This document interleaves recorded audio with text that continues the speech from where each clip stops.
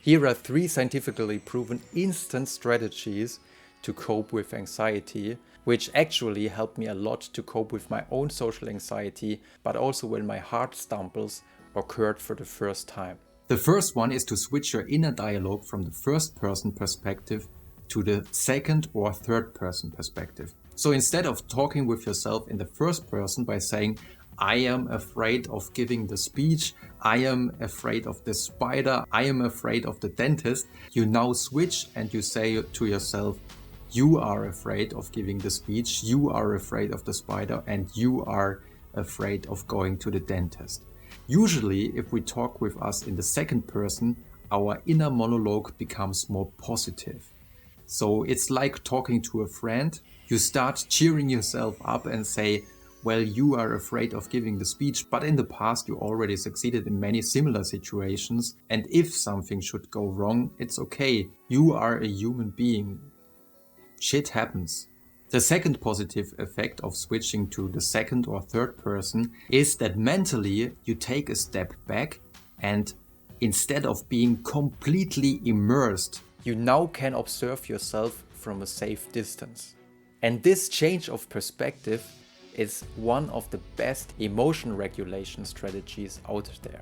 This, for example, could be shown in a gigantic meta-analysis, and changing the perspective by, for example, imagining that you are watching yourself from a safe distance is extremely effective. And studies could show that probably the most easy way to change the perspective with very small mental effort is to change your inner dialogue to the second or third person. So next time when you enter a fear-evoking situation, you might want to try this and just talk to yourself by naming your name or just by saying you instead of I. And probably you will immediately feel that this somehow feels more relaxing.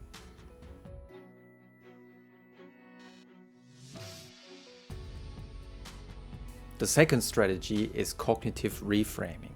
Studies could show that if we reframe anxiety as excitement, people later on were performing much better in public speaking situations, but also, for example, in karaoke. So as I told you in the beginning, I myself was struggling with social anxiety, and therefore, whenever I'm talking to you, I try to reframe my feelings and tell myself, well, I'm quite excited to talk to you.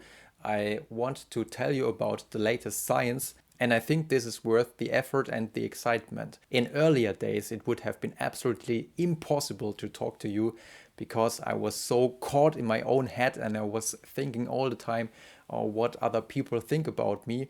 But I succeeded in reframing the situation by reframing the excitement and also focusing, and that in fact goes into metacognitive therapy, by also focusing on what I'm really wanting to tell you. And as long as I'm concentrating on that, I'm not caught in my own head.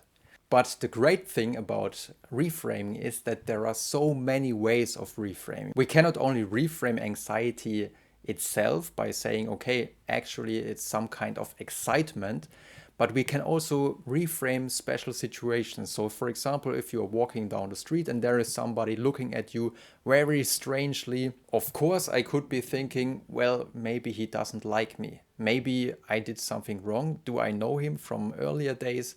What is wrong with me? Is there something wrong about my clothes, etc., etc.?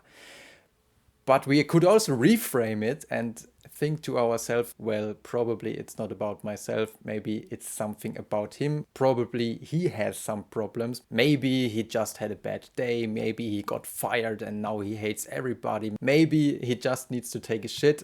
So there are so many ways, so many reasons why he could have bad emotions at that moment. And these kinds of reframings, and you realize it, they change everything, because now the situation is completely different in my mind, and now I feel much more relaxed about him having to take a shit.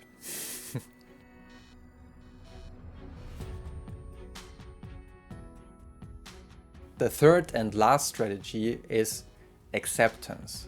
And this might be strange for some people, because why is acceptance a strategy?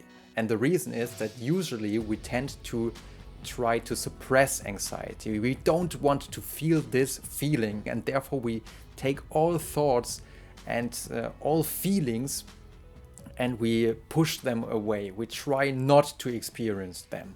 But in fact, with anxiety, it's quite similar, and this is something participants were also told in a very good study.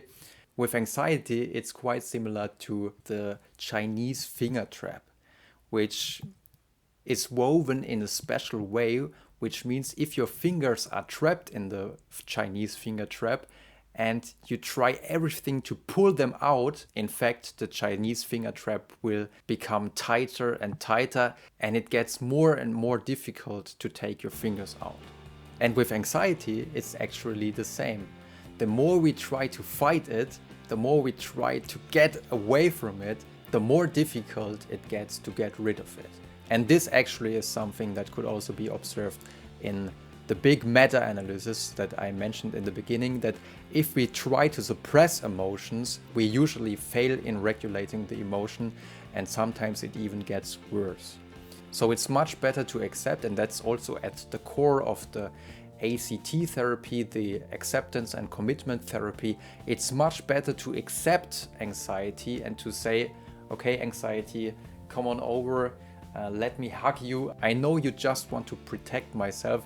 I know sometimes you are a bit too strong in hugging me, but it's okay. We will find a way to coexist. And if you do so, if you embrace the fear, if you welcome the fear, you will actually realize that the fear will release you, just like the Chinese finger trap.